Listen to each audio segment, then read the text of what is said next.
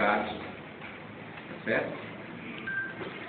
E o interessante da Câmara Caçul é a desassociação do processo de estudo dele. Ele era uma pessoa, era como se a gente pegasse assim, Salvador Dalí para fazer o surrealismo, e ele fosse o nosso Salvador Dalí da literatura. Ou seja, ele se interessava sempre por coisas que ninguém se interessava.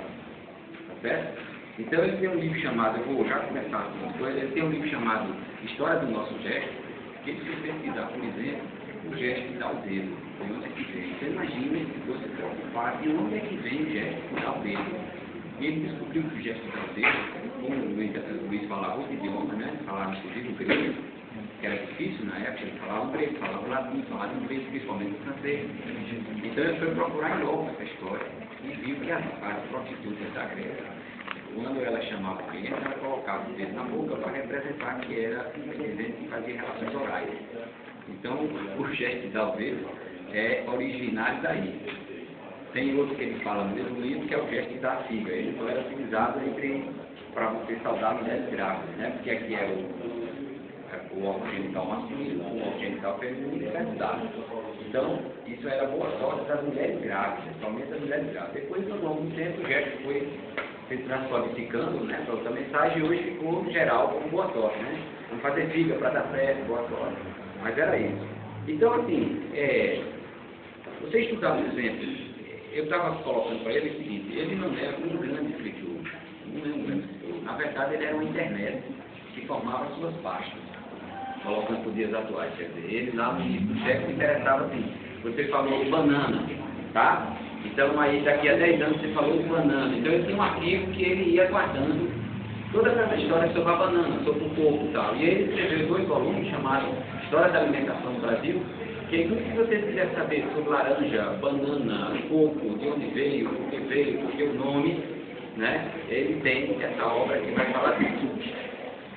A história da literatura de cordel. Então ele pega a história da literatura de cordel lá na Península Ibérica, e precisamente em Santiago de Compostela, e vem trazendo, passando por Portugal, até chegar no Nordeste.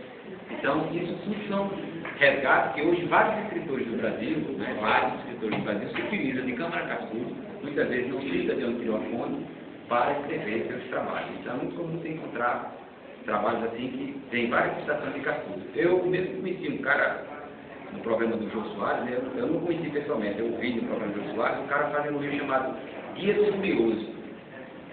Chamava-se Guia do Curioso. E ele escreveu uma parte sobre o folclore desse livro, que não citava a Câmara Caçul, né? Ele não citava a Câmara Caçul, e mostrava várias curiosidades. Então, na época, eu me juntei com o Ju, a gente fez uma coletânea das curiosidades da Câmara Caçul e mandou para ele. Então, nessa edição atual, por exemplo, toda a parte de folclore é dedicada à Câmara Caçul. Porque, assim, se você quer saber de onde surgiu a continência, nós que somos vários mesmo, a continência. Então, assim, as coisas que você não imagina, que ninguém se interessaria para estudar, inclusive Márcio de Andrade disse, é melhor você ficar aqui na Terra e estudar essas coisas que dizem que não tem nenhuma importância. Né? Foi assim que ele ficou. Ele recebeu o convite de Universidade de Nova York, inclusive quando o governo Garibaldi queria fazer isso aqui, a filha dele, Ana, ameaçou de vender isso aqui na Universidade dos Estados Unidos. E imediatamente a Universidade disse, compra agora, nenhum problema. E aí, no meio dessa ameaça toda, foi que o governo se manifestou e resolveu manter o memorial. Né? Mas assim, só para vocês terem uma ideia, em 98 foi o centenário de Câmara Caçul, e nós tivemos durante um ano todinho, como homenagem do governo do Estado, que era Garibaldi, da prefeita, que era Dilma, apenas um encontro lá no Teatro Alberto Maranhão. O Estado entrou com o Alberto Maranhão, foi toda a doação que o governo do Estado fez, e a Fundação Joaquim Nabuco entrou com, abre aspas, cineasta, que fez um filme sobre Câmara Caçul, fecha aspas, porque não era um filme, era apenas uma enquete de pessoas falando, isso não significa filme, mas é um pouco um cineasta. E aí foi uma palestra lá no Alberto Maranhão de uma semana, e o centenário do Câmara Caçul foi executado. Só para vocês terem uma ideia, o de Gilberto Freire, em Pernambuco, que foi no ano seguinte, Gilberto Freire é um ano mais novo do que ele, Pernambuco fez uma programação mensal, com alto e voz, um jornal com tudo mostrando o que é Gilberto Freire. Eu estou falando isso para ver se a gente começa a pensar no valor da terra que nós temos. Porque Câmara Caçul é o único escritor do Brasil que teve interligações com todos os escritores. Por exemplo,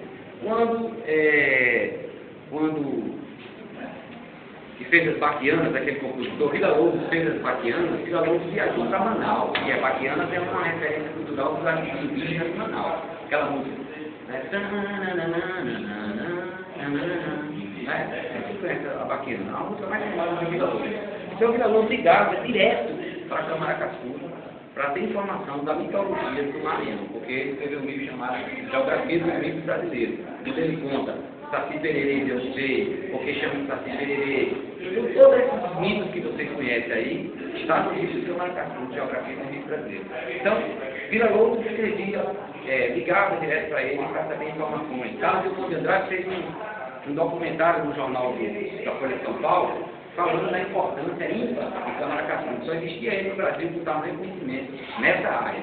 Eu acho que isso aqui deve estar aqui, essa declaração de Carlos Drummond de Andrade. Chico Buarque de Holanda e Edson Lobo fizeram um disco em homenagem a ele em 1991. Quando Natal nem homenageava ele, os dois maiores compositores do Brasil, né, Chico Buarque, acompanhado de Edson Lobo, fizeram um disco homenageando o Camaracaçu, né?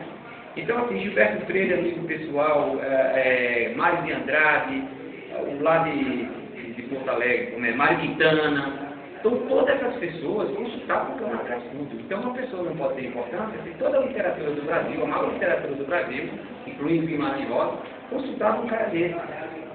Né? Então, se esse cara era consultado pelas maiores figuras, algum conteúdo ele deve ter. Né? Aí eu estou fazendo isso para que a gente, fazendo aqui um desabafo, um impacto, porque assim, falta de desprezo do governo, e também para dizer, vamos conhecer o artista da nossa terra, né, o autor da nossa terra, e ele teve um momento que ele foi, como é o que você falou há pouco,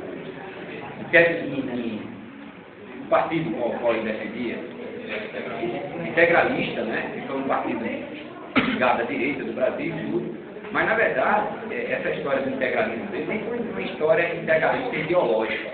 Era que muita gente fazia parte desse partido e ele acabou de uma forma ou de outra se envolvendo. Não quer dizer que ele não defendia a ideia, mas daí neutralizar o conteúdo que ele escreveu é uma coisa que necessariamente tem a ver com a outra. Certo? Então, isso é um pouco da história de Camaracaçu, são 110 livros.